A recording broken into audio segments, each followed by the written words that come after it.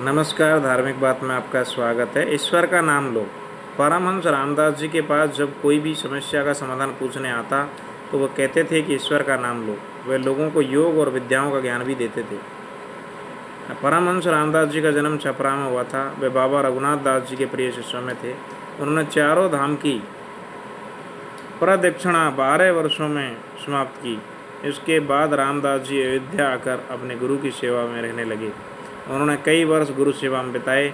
उसके बाद चित्रकूट जाकर एकांत में योगाभ्यास किया।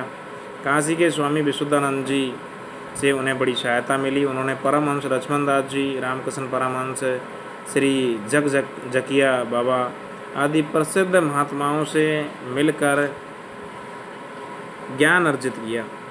एक समय बाद अनसुईया आश्रम में जाकर तपस्या की और 3 महीने तक केवल नीम की पत्ती खाकर रहे। 12 वर्ष केवल फल और दूध पर रहे, परंतु इससे भी संतोष नहीं हुआ तो रामदास जी वृंदावन गए। वहाँ 3 वर्ष यमुना के किनारे बिना कपड़े पहने अवधूत की तरह रहने लगे। कोई कुछ खाने को देता वही पाकर अलमस्त रहते। क्या जेठ की गर्मी और क्या माघ का जाड़ा, रामदास जी सदा दिगंबर ही रहे। 3 वर्ष की इस परमावस्था का रस लेकर उन्होंने पुनः कंठी तिलक धारण किया।